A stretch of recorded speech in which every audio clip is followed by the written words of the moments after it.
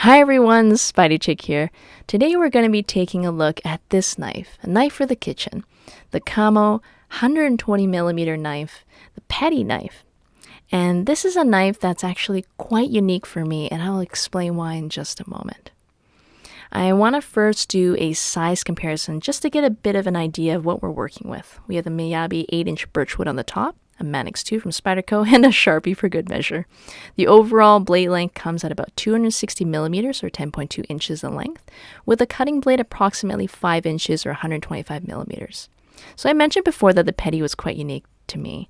This is because earlier this year my husband and I had a chance to go to Japan, enjoying the unique culture and the scenery. One town we visited was Echizen, specifically at Takifu Knife Village, where we had the opportunity to make a knife from start to finish. We were able to stamp the blade and put on the handle, as you can see here, and we were actually able to forge it and grind it, and we were taught by skilled blacksmiths. Here's me actually heating up the blade itself, and we actually were able to sand the blade as well, which was just lovely. When we returned home, we ordered knives from a store called Knifeware, and we found out that they actually sold knives from the same blacksmiths, from the same village that we actually visited. So that souvenir from Japan was just awesome. So let's talk about the knife itself. It comes with a satin-like finish on a VG10 blade with, as you can see here, the beautiful maker's mark. The wooden handles are very smooth to the touch.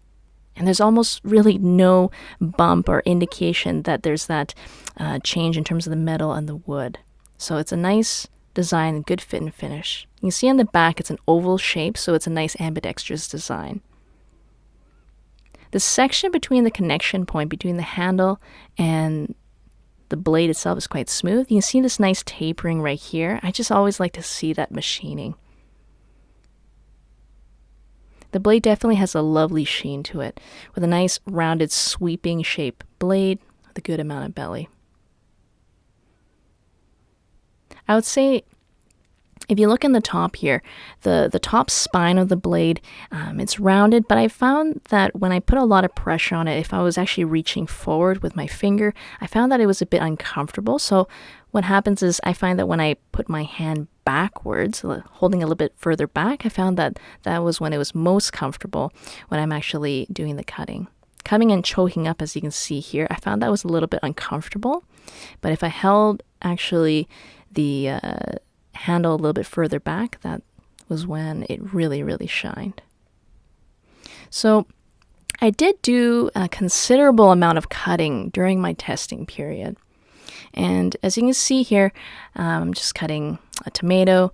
And I found that when I was cutting items that were thick and quite rubbery, like tomatoes, as you can see here, and mushrooms, it just went through the media, and it went through it really well. It fared well, especially with items when they were actually cut already smaller, as you can see.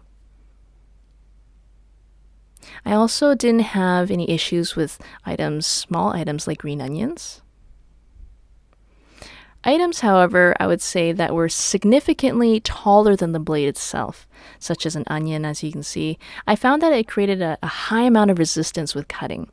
One thing I actually did have fun making and actually using it was for actually cutting some sashimi.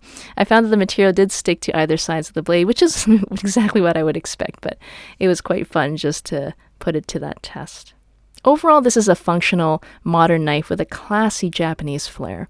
It uses modern materials, with VG10 being a steel that's been trusted as being a reliable mid-range steel that's easy to sharpen. Given that it has difficulty with cutting tall media, I feel that this knife functions well as a complement to a larger, full-size companion knife by offering greater dexterity with its smaller blade. I retrieved this for 200 Canadian dollars or 150 USD dollars, which I think is a fair price given what it brings to the table. If you like the review, feel free to follow me on Instagram, subscribe to the channel. Let me know down in the comments, what is your favorite go-to kitchen knife? Until next time, take care.